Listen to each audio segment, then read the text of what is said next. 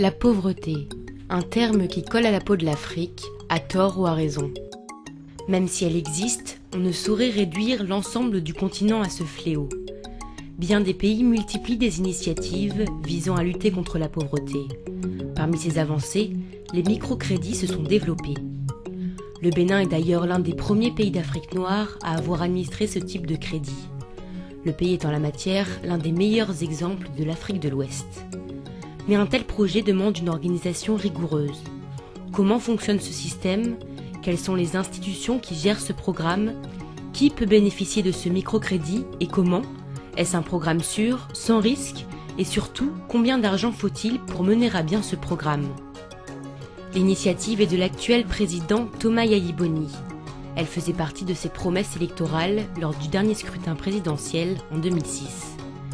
Le ministère de la Microfinance et de l'Emploi des Jeunes et de la Femme est le premier rouage du microcrédit aux plus pauvres, lancé en 2007.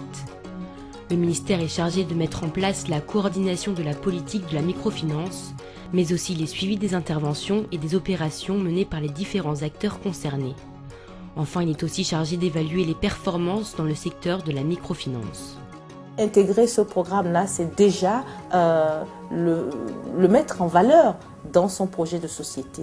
Et lorsque le candidat est devenu le président de la République, eh bien, il a honoré à son engagement de véritablement contribuer à sortir les populations les plus pauvres de leur situation de précarité. Et aujourd'hui, ce programme a vu le jour, mais en fait, c'est tout un processus qui découle d'une vision globale. Et lorsque vous prenez la stratégie de croissance et de réduction de la pauvreté du Bénin, vous vous rendez compte que figure en bonne place, d'une part, la croissance économique, et d'autre part également, vous entendrez parler du renforcement de capital humain. Eh bien, le programme de microcrédit aux plus pauvres, ça rime justement à ces différents axes.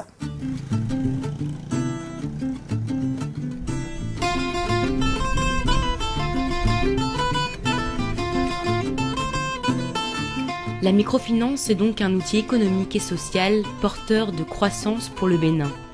Mais pour permettre aux populations pauvres de bénéficier de ce service financier, le ministère délègue l'exécution du programme du microcrédit au FNM, le Fonds national de la microfinance. Cette structure autonome, créée en 2008, n'est pas l'acteur direct qui met en place les crédits. Il reçoit les ressources de l'État ou des partenaires techniques ou financiers. Il recrute également les institutions de microfinance, les IMF, à qui le Fonds national de la microfinance met les ressources à disposition pour les reverser aux potentiels bénéficiaires les plus pauvres. Beaucoup d'investissements ont été faits dans le cadre des infrastructures, mais ces investissements n'ont aucune valeur si les populations qui sont chargées de les utiliser ne sont pas fières de vivre leur vie. Être fier de vivre sa vie, c'est de pouvoir être en mesure de s'autonomiser. Et l'autonomisation passe d'abord par des outils qui permettent de booster l'activité socio-économique. C'est dans ce cadre que le Fonds national de microfinance a été mis en place pour faire en sorte que la finance soit accessible à tout le monde. Nous avons une bonne frange de la population qui est laissée pour compte, qui est potentiellement porteuse de projets, mais qui n'a pas la possibilité de pouvoir accéder au financement. C'est pour cette catégorie que le microcrédit aux plus pauvres a été mis en place. Plus qu'une simple aide financière, il permet aux plus démunis de réaliser leurs projets professionnels. Ce programme-là permet de prendre les individus qui ne sont pas éligibles au financement des institutions de microfinance, de les rendre progressivement actifs et de les reverser au portefeuille des institutions. Et la mise en œuvre du programme se passe conformément au principe du document de politique qui impose le faire en ce qui concerne l'intermédiation financière. Qu'est-ce que j'appelle l'intermédiation financière? C'est-à-dire que dans une économie, les agents économiques ont chacun ce qu'ils doivent faire. Et quand on parle d'intermédiation financière, c'est les institutions financières qui s'en occupent. Donc ce programme-là, à travers son volet crédit, a un partenariat public-privé avec les institutions de microfinance.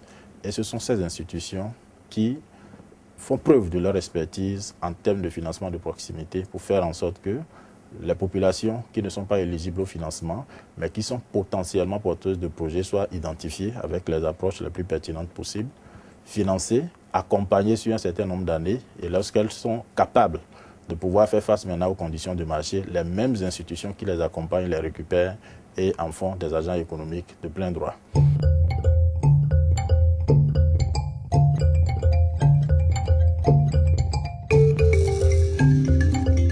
Le programme de la microfinance dispose d'une jolie enveloppe de 25 milliards de francs CFA, injectés par le gouvernement puis répartis aux 13 partenaires stratégiques sélectionnés sur appel d'offres par le Fonds national de la microfinance.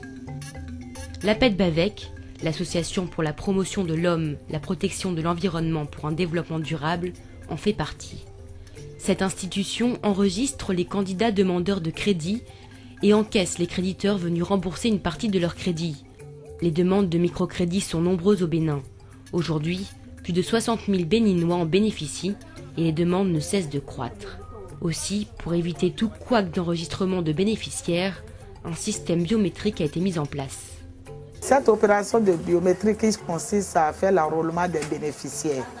Donc quand je parle en termes d'enrôlement, il y a d'abord la prise de photo, c'est-à-dire l'image même du bénéficiaire que nous prenons. Ensuite, nous avons toutes les informations, c'est-à-dire les renseignements relatifs à l'intéressé. Nom de famille, nom d'époux, le quartier, l'âge, l'activité qu'elle mène, le nombre d'enfants. Donc il y a tout ça là que nous enregistrons. À partir des questions que nous posons aux bénéficiaires et qui à son tour nous répondent. Ensuite, je pourrais dire que cette opération a été facilitée par le FNM, c'est le FNM qui l'a mise en place, j'allais dire, pour pouvoir accélérer la procédure d'octroi de crédit pour les bénéficiaires. Donc on passe de l'étape support papier à l'étape numérique. Donc on parle de la numérisation même du programme. Un système utile aussi pour éviter les fraudes.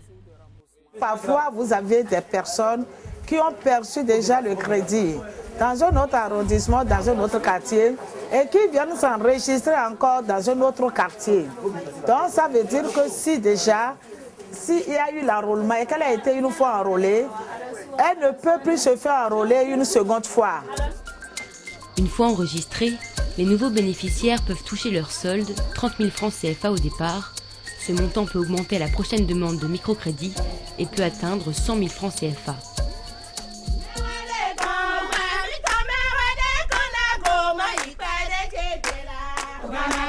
« 98% des bénéficiaires sont les femmes. Elles gèrent parfaitement le crédit et leurs affaires. Elles se regroupent parfois entre elles pour obtenir des prêts solidaires et très intéressants. Elles forment une cantine, une sorte de coopérative. C'est le cas pour ce groupe de femmes qui fabriquent leurs propres produits à base d'arachides pour les revendre ensuite.